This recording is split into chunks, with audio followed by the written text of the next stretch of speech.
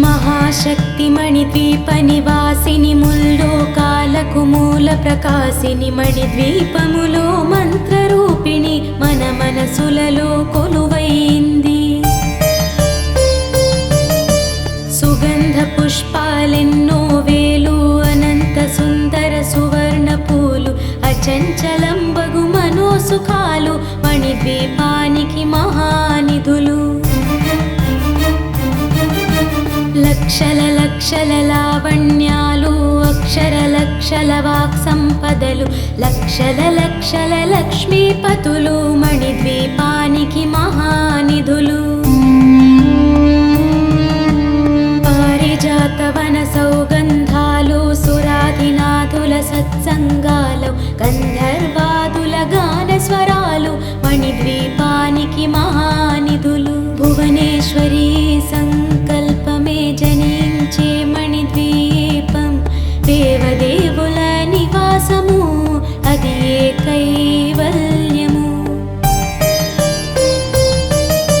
పద్మరాగములు సువర్ణమణులు 10 ఆమడల పొడుగున గలవు మధుర మధురమగు చందన సుధలు మణిద్వీపానికి మహానిధులు. 64 కళామతల్లులు వరాలను సొగే 16 శక్తులు పరివారముతో పంచబ్రహ్మలు మణిద్వీపానికి మహానిధులు. అష్టసిద్ధులు నవనవనిధులు అష్టదిక్కులు దిక్పాలకులు సృష్టికర్తలు సురలోకాలు మణిద్వీపానికి మహానిధులు. కోటి సూర్యులు ప్రపంచ కాంతులు కోటి చంద్రుల చల్లని వెలుగులు కోటి తారకల వెలుగు జిలుగులు మణిద్వీపానికి మహానిధులు. కంచు గోడల ప్రాకారాలు రాగి గోడల చతురస్రాలు ఏడామడల రత్నరాసులు మణిద్వీపానికి మహానిధులు. పంచామృతమయ సరోవరాలు పంచలోహమయ ప్రాకారాలు ప్రపంచమేలే ప్రజాధిపతులు మణిద్వీపానికి మహానిధులు. ఇంద్రనీలమణి ఆభరణాలు వజ్రపు కోటలు వైఢూర్యాలు పుష్యరాగమణి ప్రాకారాలు మణిద్వీపానికి మహానిధులు. సప్తకోటి ఘన మంత్ర విద్యలు సర్వశుభప్రద ఇచ్ఛాశక్తులు శ్రీ గాయత్రి జ్ఞానశక్తులు మణిద్వీపానికి మహానిధులు. భువనేశ్వరీ సంకల్పమే జనించే మణిద్వీపం దేవదేవుల నివాసము అది ఏ కైవల్యము. మిలమిలలాడే ముత్యపురాసులు తళతళలాడే చంద్రకాంతములు విద్యుల్లతలు మరగతమణులు మణిద్వీపానికి మహానిధులు. కుబేర ఇంద్ర వరుణ దేవులు శుభాలను సగే అగ్నివాయువులు భూమి గణపతి పరివారములు మణిద్వీపానికి మహానిధులు. భక్తి జ్ఞాన వైరాగ్య సిద్ధులు పంచభూతములు పంచశక్తులు సప్త ఋషులు నవగ్రహాలు మణిద్వీపానికి మహానిధులు. కస్తూరి మల్లిక కుందవనాలు సూర్యకాంతి శిల మహాగ్రహాలు 6 ఋతువులు చతుర్వేదాలు మణిద్వీపానికి మహానిధులు. మంత్రిని దండిని శక్తి సేవలు కాళికరాళి సేనాపతులు 32 మహాశక్తులు మణిద్వీపానికి మహానిధులు. సువర్ణ రజిత సుందర గిరులు అనంతదేవి పరిచారికలు గోమేధికమణి నిర్మిత గుహలు మణిద్వీపానికి మహానిధులు. సప్త సముద్రములనంత నిధులు యక్ష కిన్నెర కిం పురుషాదులు నానా జగములు నదీ నదములు మణిద్వీపానికి మహానిధులు. మానవ మాధవ దేవగణములు కామధేనువు కల్పతరువులు సృష్టి స్థితి లయ కారణమూర్తులు మణిద్వీపానికి మహానిధులు.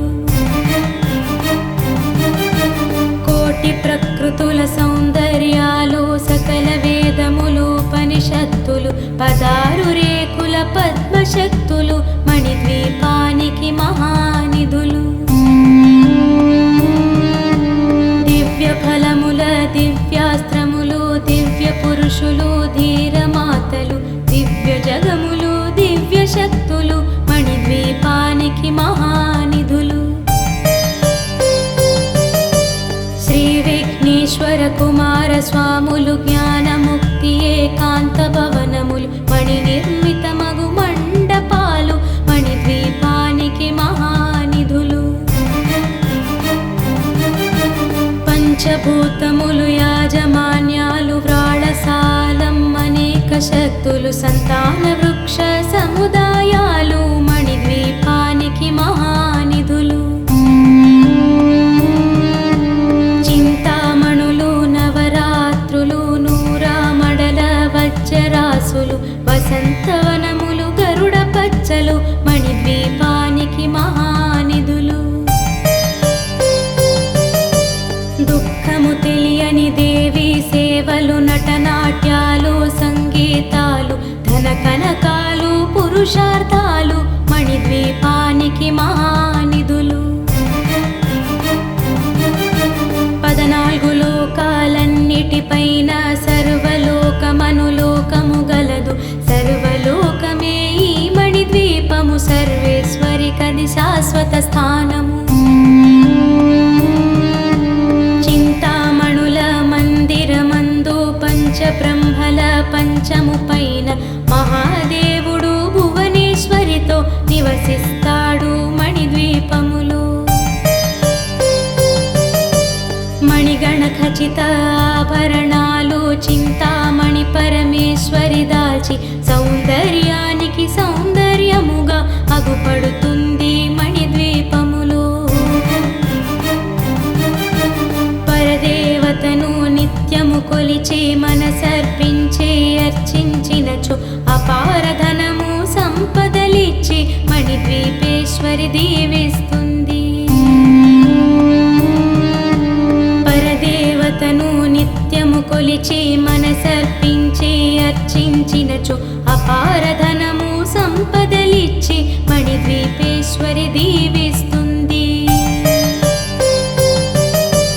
నూతన గృహములు కట్టిన వారు మణిద్వీప వర్ణన 9 సార్లు చదివిన చాలు అంతా శుభమే అష్ట సంపదల తులతూగేరు. నూతన గృహములు కట్టిన వారు మణిద్వీప వర్ణన 9 సార్లు చదివిన చాలు అంతా శుభమే అష్ట సంపదల తులతూగేరు. శివ కవితేశ్వరి శ్రీ చక్రేశ్వరి మణిద్వీప వర్ణన చదివిన చోట తిష్ట వేసుకొని కూర్చొనునంట కోటి శుభాలను సమకూర్చుకొనుటకై భువనేశ్వరి సంకల్పమే జనించే మణిద్వీపం దేవదేవుల నివాసము అది కైవల్యము. శ్రీ త్రిపుర సుందరికి మణిద్వీపవాసినికి మంగళం జయ మంగళం నిత్య శుభమంగళం. ఓంకార రూపిణికి హ్రీంకారవాసినికి శ్రీం బీజవాహినికి మంగళం జయ మంగళం నిత్య శుభమంగళం. ఆపదలు బాపేటి సపందలనొసగేటి శ్రీనగరవాసినికి మంగళం జయ మంగళం నిత్య శుభమంగళం. వేదాలు నాదాలు శిరసుంచి ముక్కేటి శ్రీరత్నసింహాసనికి మంగళం జయమంగళం నిత్యశుభమంగళం.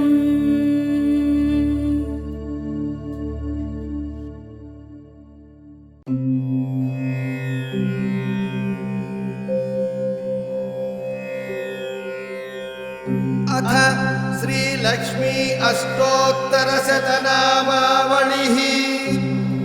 ॐ प्रकृत्यै नमः, ॐ विकृत्यै नमः, ॐ विद्यायै नमः, ॐ सर्वभूतहितप्रदायै नमः, ॐ श्रद्धायै नमः, ॐ विभूत्यै नमः, ॐ सुरभ्यै नमः, ॐ परमात्मिकायै नमः, ॐ वाचे नमः, ॐ पद्मालयायै नमः, ॐ पद्मायै नमः, ॐ सुजये नमः, ॐ स्वाहायै नमः, ॐ स्वधायै नमः, ॐ सुधायै नमः, ॐ धन्यायै नमः, ॐ हिरण्मय्यै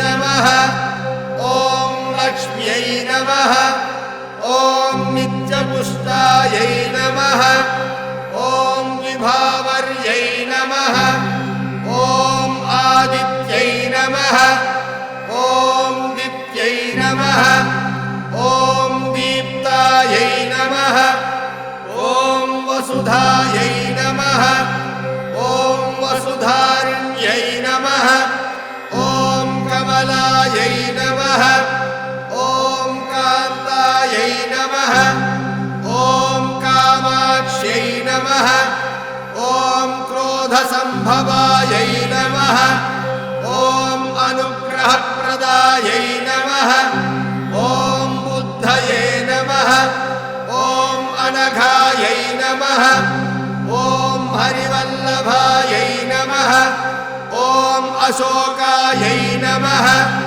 ॐ अमृतायै नमः, ॐ दीप्तायै नमः, ॐ लोकशोकविनाशिन्यै नमः, ॐ धर्मनिलयायै नमः, ॐ करुणायै नमः, ॐ लोकमात्रे नमः, ॐ पद्मप्रियायै नमः, ॐ पद्महस्तायै नमः, ॐ पद्माक्ष्यै नमः, ॐ पद्मसुन्दर्यै नमः, ॐ पद्मोद्भवायै नमः, ॐ पद्ममुख्यै नमः, ॐ पद्मनाभप्रियायै नमः, ॐ रमायै नमः, ॐ पद्ममालाधरायै नमः, ॐ देव्यै नमः, ॐ पद्मिन्यै नमः, ॐ पद्मगन्धिन्यै नमः, ॐ पुण्यगन्धायै नमः, ॐ सुप्रसन्नायै नमः, ॐ प्रसादाभिमुख्यै नमः, ॐ प्रभायै नमः, ॐ चन्द्रवदनायै नमः, ॐ चन्द्रायै नमः, ॐ चन्द्रसहोदर्यै नमः, ॐ चतुर्भुजायै नमः, ॐ चन्द्ररूपायै नमः, ॐ इन्दिरायै नमः, ॐ इन्दुशीतलायै नमः, ॐ आह्लादजनन्यै नमः, ॐ पुष्ट्यै नमः, ॐ शिवायै नमः, ॐ शिवकर्यै नमः, ॐ सत्यै नमः, ॐ विमलायै नमः, ॐ विश्वजनन्यै नमः, ॐ पुष्टये नमः, ॐ दारिद्र्यनाशिन्यै नमः, ॐ प्रीतिपुष्करिण्यै नमः, ॐ शान्तायै नमः, ॐ शुक्लमाल्याम्बरायै नमः, ॐ श्रियै नमः, ॐ भास्कर्यै नमः,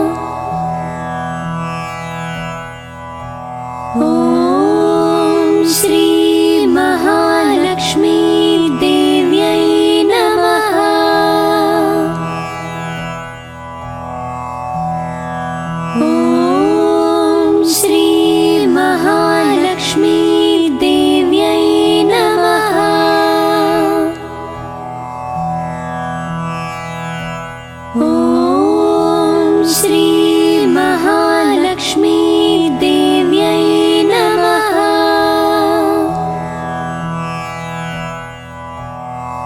ॐ श्री महालक्ष्मी देव्यै नमः।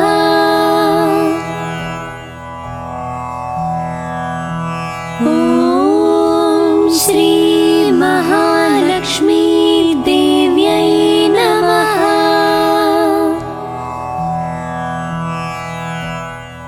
ॐ श्री महालक्ष्मी देव्यै नमः।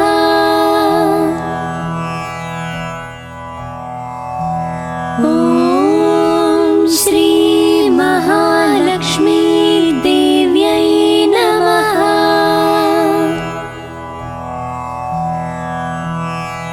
ॐ श्री महालक्ष्मी देव्यै नमः।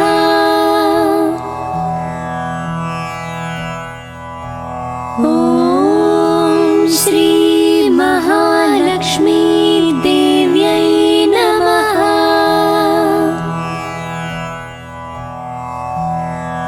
ॐ श्री महालक्ष्मी देव्यै नमः।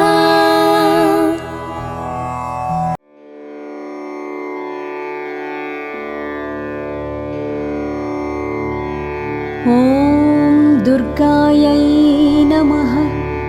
ॐ शिवायै नमः। ॐ महालक्ष्म्यै नमः। ॐ महागौर्यै नमः। ॐ चण्डिकायै नमः। ॐ सर्वज्ञायै नमः। ॐ सर्वालोकेस्यै नमः। ॐ सर्वकर्मफलप्रदायै नमः। ॐ सर्वतीर्थमयायै नमः। ॐ पुण्यायै नमः। ॐ देवयोनये नमः। ॐ अयोनिजायै नमः। ॐ भूमिजायै नमः। ॐ निर्गुणायै नमः। ॐ आधारशक्त्यै नमः। ॐ अनीस्वर्त्यै नमः। ॐ निर्गुणायै नमः। ॐ निरहङ्कारायै नमः। ॐ सर्वगर्वविमर्दिन्यै नमः। ॐ सर्वलोकप्रियायै नमः। ॐ वाण्यै नमः। ॐ सर्वविद्यादिदेवतायै नमः। ॐ पार्वत्यै नमः। ॐ देवमात्रे नमः। ॐ वनिस्त्यै नमः। ॐ विन्ध्यवासिन्यै नमः। ॐ तेजोवत्यै नमः। ॐ महामात्रे नमः। ॐ कोटिसूर्यसमप्रभायै नमः। ॐ देवतायै नमः। ॐ वह्निरूपायै नमः। ॐ सतेजसे नमः। ॐ वर्णरूपिण्यै नमः। ॐ गुणाश्रयायै नमः। ॐ गुणमध्यायै नमः। ॐ गुणत्रयविवर्जितायै नमः। ॐ कर्मज्ञानप्रदायै नमः। ॐ कान्तायै नमः। ॐ सर्वसंहारकारिण्यै नमः। ॐ धर्मज्ञानायै नमः। ॐ धर्मनिष्ठायै नमः। ॐ सर्वकर्मविवर्जितायै नमः। ॐ कामाक्ष्यै नमः। ॐ कामसंहन्त्रै नमः। ॐ कामक्रोधविवर्जितायै नमः। ॐ शाङ्कर्यै नमः। ॐ साम्भव्यै नमः। ॐ शान्तायै नमः। ॐ चन्द्रसूर्याग्निलोचनायै नमः। ॐ सुजयायै नमः। ॐ जयायै नमः ॐ भूमिष्ठायै नमः ॐ जाह्नव्यै नमः ॐ जनपूजितायै नमः ॐ शास्त्रायै नमः ॐ शास्त्रमयायै नमः ॐ नित्यायै नमः ॐ शुभायै नमः ॐ चन्द्रार्धमस्तकायै नमः ॐ भारत्यै नमः ॐ भ्रामर्यै नमः ॐ कल्पायै नमः ॐ कराळ्यै नमः ॐ कृष्णपिङ्गळायै नमः ॐ ब्राह्म्यै नमः ॐ नारायण्यै नमः ॐ रौद्र्यै नमः ॐ चन्द्रामृतपरिवृतायै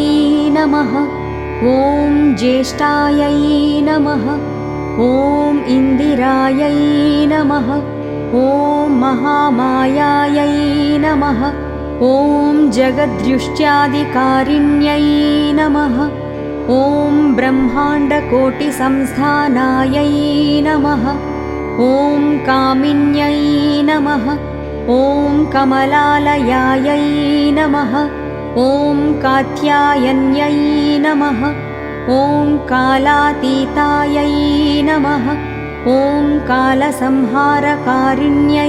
नमः ॐ योगानिष्ठायै नमः ॐ योगिगम्यायै नमः ॐ योगध्येयायै नमः ॐ तपस्विन्यै नमः ॐ ज्ञानरूपायै नमः ॐ निराकारायै नमः ॐ भक्ताभीष्टफलप्रदायै नमः ॐ भूतात्मिकायै नमः ॐ भूतमात्रे नमः ॐ भूतेस्यै नमः ॐ भूतदारिण्यै नमः ॐ स्वधानारीमध्यगतायै नमः ॐ षडाधारादिवर्धिन्यै नमः ॐ मोहितायै नमः ॐ अंशुभवायै नमः ॐ शुभ्रायै नमः ॐ सूक्ष्मायै नमः ॐ मात्रायै नमः ॐ निरालसायै नमः ॐ निमग्नायै नमः ॐ नीलसङ्काशायै नमः ॐ नित्यानन्दिन्यै नमः ॐ हरायै नमः ॐ परायै नमः ॐ सर्वज्ञानप्रदायै नमः ॐ अनन्तायै नमः ॐ सत्यायै नमः ॐ दुर्लभरूपिण्ये नमः ॐ सरस्वत्यै नमः ॐ सर्वगतायै नमः ॐ सर्वाभीष्टप्रदायिन्यै नमः।